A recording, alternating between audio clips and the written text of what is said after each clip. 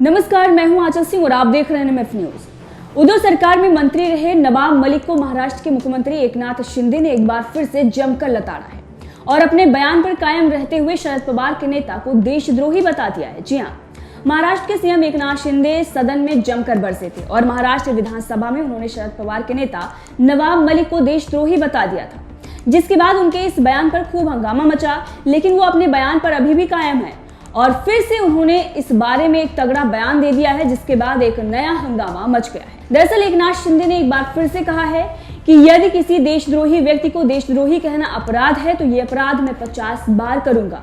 नवाब मलिक का संबंध दाऊद इब्राहिम से था। दरअसल एकनाथ शिंदे द्वारा सदन में दिए गए बयान के बाद विधान परिषद के विरोधी पक्ष नेता अंबादास दानवे ने मुख्यमंत्री शिंदे के खिलाफ विशेष अधिकार हनन प्रस्ताव का नोटिस दिया। दानवे का यह कहना था कि बजट सत्र की पूर्व संध्या 26 फरवरी को विपक्ष ने सरकार की चाय पार्टी का भी बहिष्कार किया, जिसके बाद उन्होंने कई बड़े सवाल खड़े किए। अब जब दानवे ने इस बात पर खुलासा किया तो इस पर सीएम ने भी तगड़ा तंज कस दिया और कहा कि अच्छा हुआ कि देशद्रोहियों के साथ हम चाय नहीं पी सके।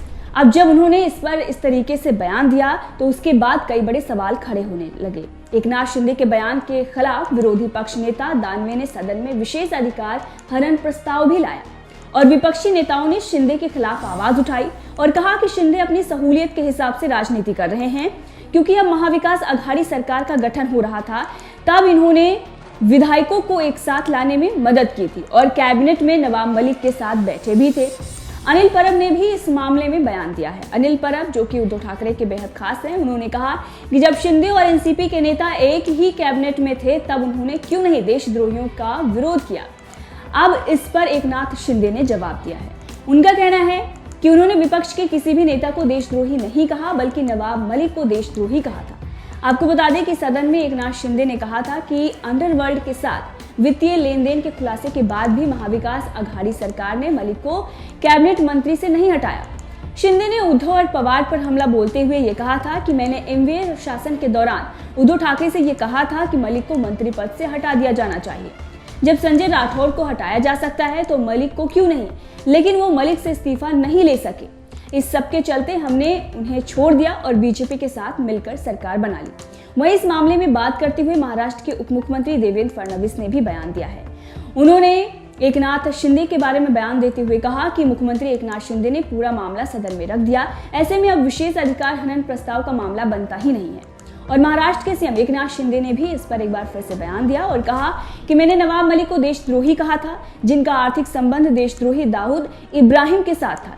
यदि किसी देशद्रोही व्यक्ति को देशद्रोही कहना अपराध है तो ये अपराध 50 बार करेंगे।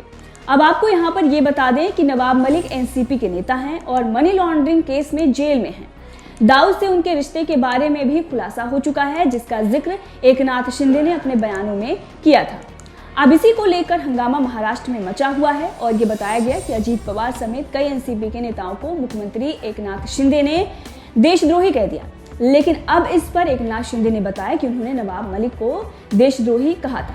इसके साथ ही आपको याद दिला दें कि नवाब मलिक वही नेता हैं जिन्होंने अर्नब गोस्वामी को लेकर एक भविष्यवाणी की थी और एक स्टिंग ऑपरेशन में ये खुलासा उन्होंने किया था कि अर्नब गोस्वामी आत्महत्या कर लेंगे।